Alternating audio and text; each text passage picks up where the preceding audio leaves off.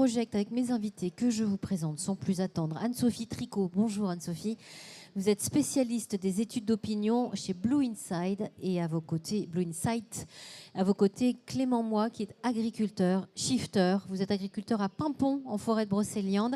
Vous faites de la polyculture et de l'élevage bovin, lait et poulet de chair. C'est bien ça? C'est ça, bonjour. Vous êtes tous les deux par ailleurs shifters, bénévoles au service de l'association de Shift Project.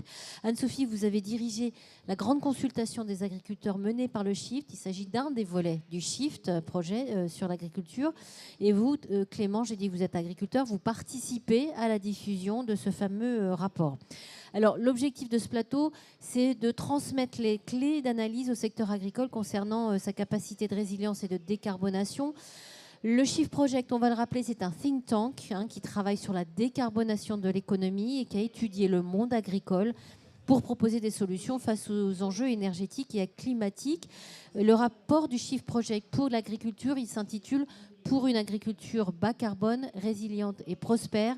Est-ce qu'on pourrait, dans un premier temps, Clément, expliquer le contexte et les enjeux? Oui, tout à fait.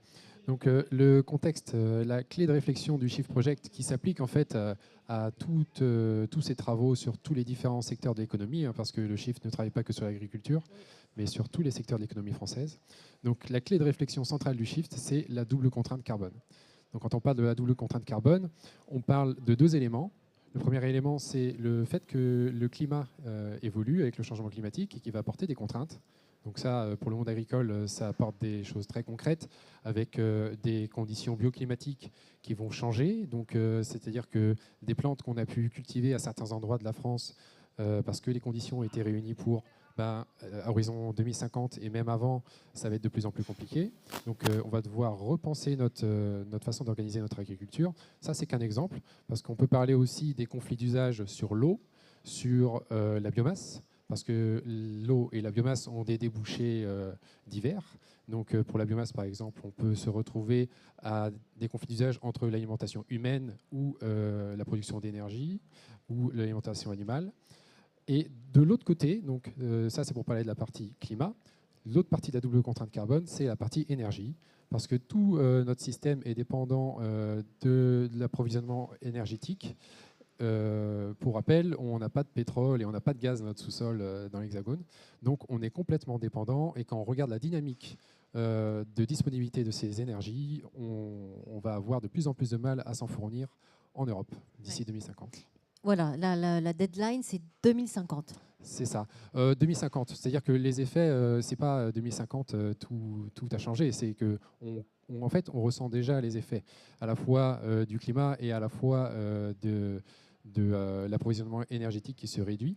Et donc c'est bien ça. C'est pas qu'une question d'environnement, c'est aussi une question stratégique, parce que derrière se posent des questions de dépendance vis-à-vis des pays étrangers, ouais. Donc dépendance énergétique, dépendance aussi sur les engrais, sur le soja, enfin tout un tas de choses, on pourra approfondir par la suite. On va en reparler évidemment.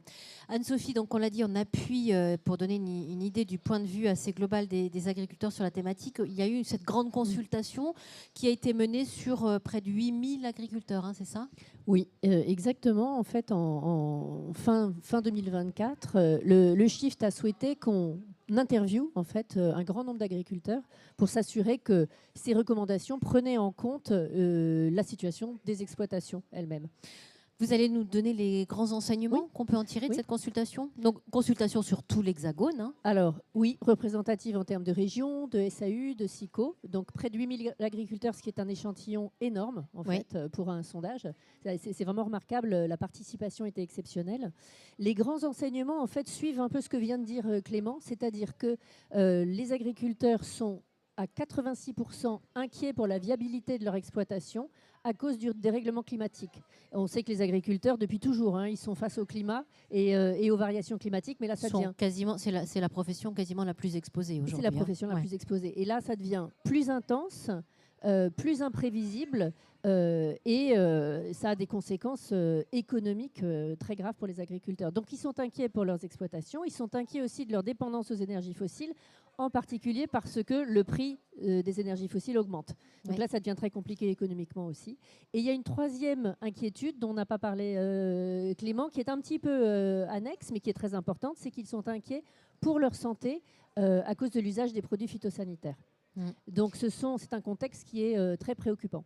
Ce grand sondage global, il a été plutôt bien accueilli. Ils ont tous répondu favorablement à la demande de l'étude. Alors, on a eu donc une participation exceptionnelle parce que, en fait, on a été relayé par plein de corps intermédiaires, des interprofessions, des syndicats, des coopératives, etc., et par les réseaux sociaux, bien évidemment.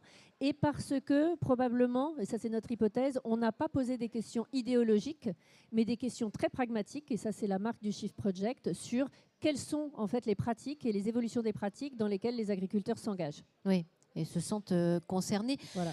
Dès lors, Clément, est-ce qu'on peut se demander quelle est la capacité d'action dont dispose le monde agricole pour surmonter ces difficultés ? Alors le Shift Project, dans son rapport, énumère différents leviers. Ouais. Mais précise bien que pour mettre en œuvre pour actionner ces leviers, on a besoin de 3 choses. C'est tout d'abord accepter une revalorisation des prix des produits agricoles, parce que cette transition va demander des efforts, va demander des investissements, et donc forcément, ça va demander d'acheter plus cher le produit agricole. Ensuite, c'est d'agir sur l'offre et la demande. Oui. Parce que si on demande aux agriculteurs et à toute la filière agricole d'évoluer, il faut que derrière, la demande soit cohérente. Donc là, l'idée, c'est de tout simplement ne pas retrouver avec un report sur les importations, de ne pas, en fin de compte, avoir une consommation qui va se porter sur les importations. Et ensuite, favoriser des mesures incitatives, c'est-à-dire que tous les acteurs de la filière ont un intérêt à prendre le pas. Donc parmi les leviers, on a différents leviers. On a des leviers plutôt généraux qu'on peut appliquer dans tous les scénarios qu'on peut imaginer. Donc là, en fait, on va toucher à comment on utilise l'énergie, on va toucher à comment on organise la fertilisation, comment on planifie l'élevage. Par exemple, comment on va toucher à l'énergie avec davantage de parcimonie, en faisant attention à bien l'utiliser comme il le faut, quand il le faut. Oui, pour approfondir sur la partie énergie, c'est être plus précis dans notre utilisation et apprendre à faire avec moins. Parce que sans pétrole et sans gaz, on aura peut-être, on aura des alternatives en s'organisant, par exemple, avec de l'électrification, du biogaz, des biocarburants, mais on aura nécessairement moins parce qu'on n'arrivera pas à une efficacité énergétique aussi forte que le pétrole et le gaz. Bien sûr. Donc, c'est ça, c'est à la fois s'adapter en étant plus efficace et à la fois trouver des alternatives. Voilà. Anne-Sophie, vous réagissez quand vous le souhaitez. Oui, tout à fait. En fait, pour rebondir sur ce que disait Clément, on a vu dans le sondage que les agriculteurs étaient très intéressés par les énergies alternatives et en particulier par le photovoltaïque sur les toits et qu'une partie était intéressée par la méthanisation, une partie est plus ambivalente et émet des réserves. Voilà. L'idée, c'est d'être un peu plus dans la frugalité. Voilà. Et d'ailleurs, pour parler de la méthanisation, le Shift a une ambition très forte de valoriser les effluents d'élevage pour permettre d'avoir de l'énergie supplémentaire pour compenser du coup le manque avec la non-utilisation du pétrole et du gaz. Donc pour donner un ordre d'idée, ça demanderait de multiplier par 28 notre capacité à produire du gaz d'ici 2050 avec des méthanisations, ce qui est absolument énorme. Je vous laisse poursuivre sur les leviers. Voilà. Alors donc j'ai dit les 3 premiers leviers. Le 4e, c'est le stockage de carbone. Oui, bien sûr. Le 3e, c'était l'élevage. Donc le 3e, c'est le stockage du carbone. Donc il y a aussi beaucoup de choses à dire là-dessus. Donc ça, c'est les leviers généraux. On a enfin un gros levier qui relève de l'organisation des flux, de comment on utilise la biomasse, comment on utilise les terres agricoles qu'on a à disposition dans l'Hexagone. Parce qu'on a une surface agricole qui n'est pas extensible, elle est fixe. Donc comment on arbitre dans du coup des projections à l'avenir où on va avoir des années plus compliquées avec des sécheresses par exemple ou des fortes précipitations. Les rendements vont être impactés. Et donc, dans ce contexte-là, comment on arrive à avoir de la résilience, c'est-à-dire qu'on planifie que la biomasse, en priorité, elle va servir d'abord pour tel débouché plutôt que d'autres. Par exemple, je ne sais pas, d'abord c'est la sécurité alimentaire avant de produire de l'énergie. Le Shift ne dit pas il faut faire de telle façon, mais en tout cas soulève le débat avec ces scénarios et justement reprend des différentes attentes qu'on peut entendre dans le débat public, comme par exemple la souveraineté alimentaire. Donc le Shift a fait un scénario pour maximiser la souveraineté alimentaire, un autre pour produire de l'énergie et un autre pour faire des exportations. Donc ce qu'on observe sur ces différents scénarios, c'est qu'à chaque fois, c'est très compliqué d'aller à fond sur les différents scénarios parce qu'on va avoir ça demande un changement de pratique trop global peut-être. Comment ? Ça demande un changement de pratique trop radical peut-être ? Ça demande à ce que si à la fois on veut aller jusqu'au bout de ces scénarios et à la fois être résilient sur le plan du réchauffement climatique, au bout d'un moment on va pêcher quelque part, il va manquer d'alimentation ou il va manquer d'énergie. Donc il y a un dernier scénario qui a été produit, le scénario de conciliation, qui fait un mix de ces 3 scénarios pour donner un ordre de grandeur de comment on pourrait organiser l'agriculture. Ça s'appelle le bon sens. Exactement. Anne-Sophie. Oui, en parallèle de ces travaux, on s'est rendu compte que les agriculteurs, à 86%, donc c'est énorme, réclament un cap clair et stable. C'est-à-dire qu'ils veulent savoir où on veut emmener l'agriculture française d'ici 2050 et que ça ne change pas. Ils ont besoin de se projeter sur du long terme. Exactement. Et donc là, il y a une question de stabilité qui est essentielle. Et ce qui est intéressant aussi, c'est de voir que, et c'est probablement pas très étonnant, les agriculteurs se voient avant tout comme la profession qui nourrit la population française. Est-ce qu'est le cas ? Voilà, exactement. Et donc, avant d'être des fournisseurs d'énergie ou des exportateurs.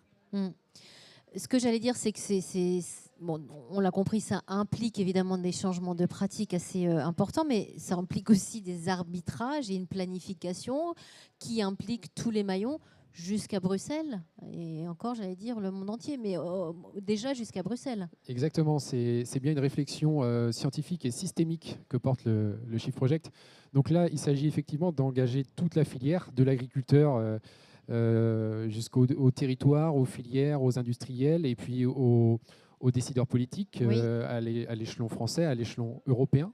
Donc il y a des périmètres différents et ce n'est pas juste les agriculteurs qui vont devoir s'emparer de cette transition. C'est bien une démarche collective. Oui, mais est-ce que c'est pas là où ça pêche un peu ? C'est-à-dire que si on fait nos efforts, nous, à notre petit échelon, et que ça ne suit pas au niveau européen, voire même mondial, comme c'est le cas aujourd'hui, finalement, ça sert à quoi ? En fait, c'est qu'il faut avoir une clé de réflexion. En tout cas, la clé de réflexion que porte le Shift Project, c'est pas une réflexion court-termiste avec en fait des résultats économiques instantanés. C'est une réflexion de résilience. C'est-à-dire que peut-être que dans l'instantané, c'est pas ce qui va payer le plus, mais à 2050, on sera encore là. Parce qu'on aura pris des décisions fortes qui demandent de faire des compromis, des concessions. Mais en 2050, on sera capable de résister à des crises. Voilà. Anne-Sophie. On pense aussi qu'il va falloir agir sur la demande et on espère que les consommateurs, qui sont très attendus par les agriculteurs sur ce point-là, seront prêts à faire un effort financier pour accepter de payer un tout petit peu plus cher leurs denrées alimentaires si elles sont de qualité. Et on sait que le prix de la production agricole dans le prix de vente final est très faible finalement. Et donc une augmentation, une meilleure rémunération des agriculteurs qui font un effort en termes de qualité, d'environnement, etc., serait limitée et acceptable probablement. Ça a été le cas post-Covid. Il y a eu une prise de conscience des consommateurs qui se sont davantage tournés vers les circuits courts. Mais il y a eu beaucoup, on l'a vu, de personnes qui ont voulu s'installer dans les moyennes villes, plus petites villes, qui ont quitté les grandes villes. Est-ce que la tendance, elle n'est pas repartie à l'effet inverse aujourd'hui, Clément ? Il y a eu un certain élan. Alors moi, là, je parle de mon observation d'agriculteur et aussi de citoyen. J'ai l'impression qu'il y a eu un certain élan qui a eu lieu, mais qui s'est essoufflé. Et justement, cet élan-là s'est essoufflé, à mon avis, parce qu'il n'y avait pas le cadre que sous-entend le Shift, quand on parle notamment d'organiser la demande, l'offre et la demande. Si le cadre n'est pas favorable, en fait, on va revenir au même travers que l'on avait pré-Covid, quoi. Donc, pour moi, c'est ce qui s'est passé. On revient à la même base. Donc, c'est comment on arrive à engager tous les différents acteurs dont on parlait tout de suite. Donc, par exemple, pour les agriculteurs, et pour détailler un peu plus, c'est arriver à les faire échanger entre eux sur les pratiques, éventuellement à mutualiser, à partager des ressources. À l'échelle filière, c'est arriver à planifier les besoins en acteurs et en compétences, parce que la transition va nécessiter des compétences nouvelles. Organiser la résilience à l'échelle des territoires, parce qu'on a pu connaître des territoires dans le sud de la France là, qui ont connu des grosses sécheresses. Donc comment, à cette échelle-là de ce territoire, on arrive à avoir une agriculture plus résiliente.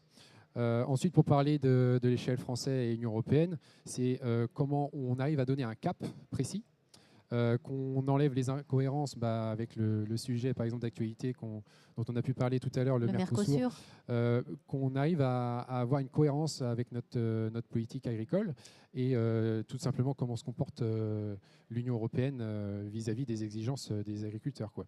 Donc, je pourrais continuer encore plus longtemps, mais je vais poursuivre. Anne-Sophie, non, mais on va reprendre. Anne-Sophie. Je pense que c'est important de garder en tête que déjà 80% des 8000 agriculteurs qu'on a interviewés sont déjà engagés dans une transformation de leur pratique vers quelque chose de plus durable. Ouais.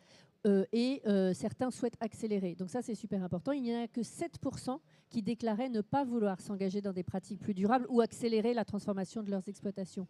Et donc, c'est déjà en marche. Le mouvement est déjà en marche. C'est quoi? C'est un gap générationnel qu'on observe pour ceux qui ne souhaitent pas changer de pratique? C'est surtout une question de situation personnelle, oui, économique. Il y a des barrières financières importantes. Il faut des investissements, il faut prendre des risques. Donc l'âge joue, mais aussi la situation... Je voudrais revenir sur ce que vous avez dit à l'instant, Clément. Les récents accords, c'est l'actualité, les récents accords sur le Mercosur. Est-ce que ça ne porte pas un coup d'arrêt assez brutal finalement à tout ce qu'on veut mettre en place à travers le Shift? Est-ce que ça, on pouvait le prévoir de toute façon? J'ai envie de dire, peu importe, parce que de toute manière, ça suit la dynamique que l'on peut constater avec... Ouais. Comment on projette notre agriculture. On ne la projette pas assez sur la résilience. Et moi, ça ne m'étonne pas, mais effectivement, c'est très préjudiciable. Clément, vous êtes agriculteur. Est-ce que vous faites du prosélytisme auprès de vos confrères? Vous prêchez la bonne parole? Est-ce que votre position, finalement, est-ce que c'est facile pour vous, clairement, d'adopter cette position aujourd'hui? Oui, j'ai pas de problème. Et justement, le Shift tient à ce que les corps intermédiaires s'approprient les débats que soulève le Shift Project.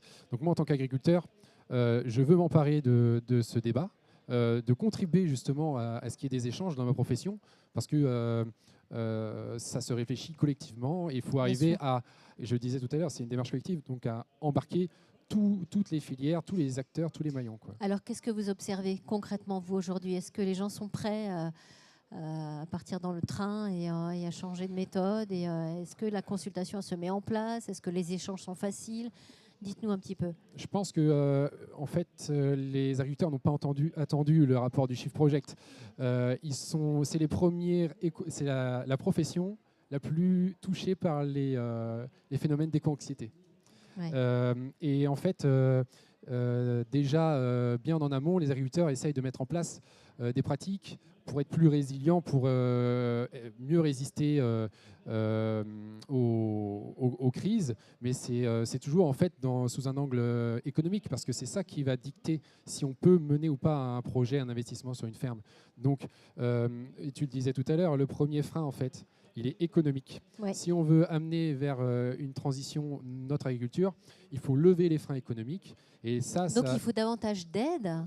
Davantage d'aide. Toutes les agricultures à travers le monde sont d'une certaine sorte subventionnées. Donc ouais, si la société française et européenne décide que l'agriculture, effectivement, c'est très important, il faut s'en occuper, ça demandera effectivement d'accompagner les agriculteurs et de lever les freins aux nouvelles pratiques de transition, les pratiques agroécologiques, les pratiques de conservation des sols. Donc pour lever ces freins-là, il faut un accompagnement économique, parce que sinon, si on reste exposé à la concurrence déloyale et à la volatilité des prix des marchés, c'est très difficile de se projeter en se disant, là, je fais un investissement qui est très significatif sur ma ferme, mais je n'ai pas de garantie que ça fonctionne. Ouais. Donc il faut un cadre.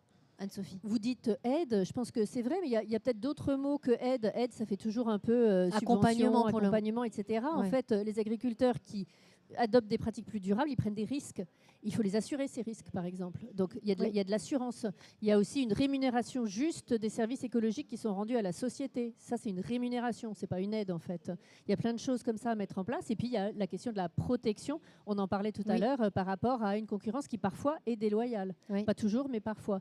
Donc, ce n'est pas forcément de l'aide, c'est de l'accompagnement parce que c'est notre intérêt à tous. Il y a aussi un accompagnement technique en termes de formation et puis d'accession aux techniques, création de filières. Voilà, il y a beaucoup de choses à faire. Est-ce que finalement, Clément et Anne-Sophie, à tous les deux, c'est pas plus compliqué, difficile aujourd'hui d'embrasser ces métiers que ça ne l'était il y a quelques générations où on se posait moins de questions, où on n'avait pas ces problématiques de changement climatique, de ces réflexions d'être plus frugal, etc. Est-ce qu'aujourd'hui, c'est pas plus compliqué? Est-ce que finalement, le métier d'agriculteur, c'est pas simplement de l'agriculture, finalement, c'est plein d'autres choses aujourd'hui? Oui, et même plus largement, hein, si on veut faire une comparaison de la génération qui a connu les 30 Glorieuses et de la mienne, effectivement, c'est pas que pour le métier agriculteur, c'est, je pense, dans beaucoup de corps de métier, le sujet du changement climatique, et même dans l'ensemble de la société, vient tout bousculer et amener des contraintes supplémentaires. Mais le tout, c'est d'arriver à bien comprendre l'enjeu et ensuite de pouvoir se projeter avec une entreprise qui répond à ces enjeux, qui prend en compte ces enjeux. Mais alors, finalement, maintenant qu'on a posé les termes du débat, le contexte, etc., on fait quoi aujourd'hui? C'est quoi la prochaine étape? Alors, au sein du Shift, les prochaines étapes, c'est, pour rester sur le focus agricole, c'est tout d'abord de poursuivre les communications auprès des acteurs professionnels, des corps intermédiaires, parce qu'on a été très sollicités depuis la parution du rapport en fin 2024. On a eu énormément de sollicitations. Malheureusement, on n'a pas pu répondre à toutes les sollicitations. Donc, c'est d'abord répondre à ces sollicitations. Ensuite, c'est de continuer à porter le message auprès de l'ensemble du corps intermédiaire. Donc là, je parle des financeurs, des industriels, des assureurs, on l'a dit. Voilà, des assureurs, des collectivités, aussi de l'enseignement. Donc d'arriver à porter le message auprès d'eux, qui n'ont pas forcément entendu parler du rapport du Shift. Ensuite, ce qu'on cherche à faire, c'est à favoriser l'émulation dans les campagnes. C'est-à-dire que comment arriver à mettre en relation les agriculteurs entre eux qui sont curieux sur ces thématiques-là. Donc, le Alors Shift comment Project, vous faites, vous, Clément? comment vous je allez fais frapper aux portes? Moi, j'utilise mon carnet d'adresses que j'ai dans ma poche, mais avec l'ambition du Shift Project, c'est de créer un réseau social pour que les agriculteurs puissent se retrouver entre eux. Parce que des fois, en tout cas, ça a une ambition à faciliter l'échange, quoi. Et puis, il y a le dernier point aussi, c'est de terminer le travail sur l'agriculture, parce que là, c'est juste le premier chapitre qui vient d'être réalisé. Le second chapitre, lui, traite de la partie alimentaire, comment on gère l'alimentation humaine et comment on organise la filière agroalimentaire. Ça veut dire qu'il va y avoir des études menées auprès de consommateurs?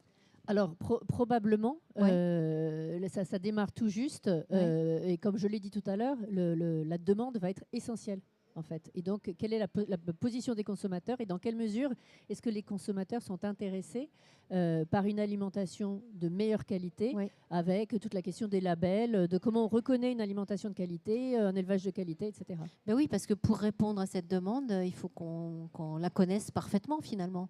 Finalement, ça fait sens qu'après cette étude menée auprès de 8000 agriculteurs, on mène une étude auprès de 8000 consommateurs pour boucler la boucle, non? Exactement. Et donc, une fois que ce deuxième chapitre sera terminé, il va y avoir une révision de l'ensemble des travaux pour vérifier qu'on est bien cohérent et justement consolider ce rapport agriculture avec aussi les attentes du consommateur, comme on a pu le consolider avec les attentes des agriculteurs. Moi, j'aimerais qu'on en revienne à vous personnellement, Clément. Quelle est votre approche aujourd'hui du métier, de votre activité? Qu'est-ce que vous faites vraiment concrètement? Est-ce qu'on peut illustrer par un ou deux exemples pour vous inscrire dans cette perspective, dans ce Shift Project? Alors, à mon échelle, déjà, je ne travaille pas seul. On est plusieurs associés. Et ça, c'est un point très important, je pense, à prendre en considération. C'est-à-dire la mise en commun de biens, de matériel. C'est ça. On s'est regroupé sous la forme d'un GAEC Ouais. et ça permet d'avoir GAEC, ça veut dire groupement d'exploitants agricoles en commun. D'accord. Et donc ensemble, on prend aussi des réflexions davantage mûries. Quand on est 6 cerveaux à réfléchir, on réfléchit mieux que tout seul. Et on a plus facilement des moyens de se libérer, comme je le fais actuellement pour être sur ce plateau. Eh ben. Donc c'est un point très important et j'ai perdu le fil. Qu'est-ce que vous mettez en place Qu'est-ce que je mets en concrètement dans votre activité pour adhérer à Voilà. ce Shift Project? Donc moi je me suis installé il y a 2 ans. Oui. Réfléchir à des projets par exemple d'autonomie énergétique, c'est des projets qui se chiffrent à des sommes très importantes. Donc il ne faut pas se précipiter. Agriculteur, on peut avoir plein d'idées, mais il faut bien rester lucide vis-à-vis des contraintes économiques, parce qu'on a beau avoir la bonne volonté du monde, si on prend des risques trop importants, on va tout simplement mettre la clé sous la porte. Est-ce que par exemple le photovoltaïque, ça fait partie des activités que vous embrassez ou Le pas photovoltaïque, encore, vous oui, réfléchissez pour comprimer des charges, Ouais. mais là ça touche pas à la décarbonation, puisque l'énergie électrique qu'on utilise en France est majoritairement décarbonée. Moi, par exemple, je cherche des alternatives à l'utilisation du propane, par D'accord. exemple pour chauffer les poulaillers, ou du GNR pour faire avancer toutes les machines, les tracteurs, les moissonneuses. Donc, mais c'est très complexe. Et sûrement, tous les agriculteurs n'arriveront pas à résoudre ces équations à eux tout seuls. Ça sera à l'échelle d'un territoire, à l'échelle de plusieurs agriculteurs qui pourront mettre en place des structures, qu'il faudra mettre en place ces projets-là, quoi. Quand on vous écoute, on a l'impression que la solution, elle passe quand même par le fait de se regrouper, de travailler ensemble. Ça va être plus compliqué si on reste chacun dans son précaré, quoi. C'est le cas de le dire. Je suis persuadé qu'il faut échanger. Il faut avoir un monde agricole curieux et qui est capable de se parler. Et c'est déjà le cas à beaucoup d'endroits. Hein. Ouais. Il y a beaucoup de chantiers où on s'entraide. En tout cas, par chez moi, c'est le cas. Hein.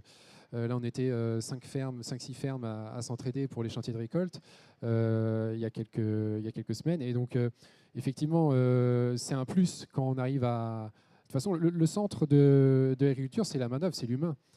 Parce qu'il ne faut pas attendre tout de la technologie. Il faut recentrer le sujet sur la main-d'œuvre, mais c'est du coup aussi comment on arrive à favoriser les installations, à donner envie à des jeunes de s'installer et d'avoir de la main-d'œuvre et des idées dans notre monde agricole. Oui, c'est une question de mindset, d'état d'esprit, comme disent les Anglais. Ouais, et pour appuyer Clément, un des gros freins, on l'a dit, est économique, hein, pour des pratiques plus durables. Mais l'autre gros frein, c'est le manque de temps et de main-d'œuvre disponible. Ouais. Et on sait que les agriculteurs travaillent énormément, et les éleveurs en particulier travaillent énormément. Il faut du temps pour faire des expérimentations, pour investir et pour innover. Et donc c'est essentiel, ces collectifs vont être essentiels pour partager des technologies, des idées, des bonnes pratiques, et puis pour aussi se rassurer qu'on y va tous ensemble et pas tout seul. Et puis il y a aussi un constat qui est quand même alarmant, c'est qu'à l'horizon 2050, il y a un gros train de départ en retraite et qu'une exploitation sur 3, je crois, c'est ça les chiffres, ne sera pas forcément reprise. Donc ça, c'est... Pour 3 départs en retraite, il y a à peine un jeune agriculteur qui s'installe. Ouais. Ouais. Donc ça, il va falloir réfléchir à des solutions pour pallier ce problème. Il faut attirer les jeunes. Il faut attirer les jeunes. On en a qui sont là, qui nous écoutent et qui sont intéressés.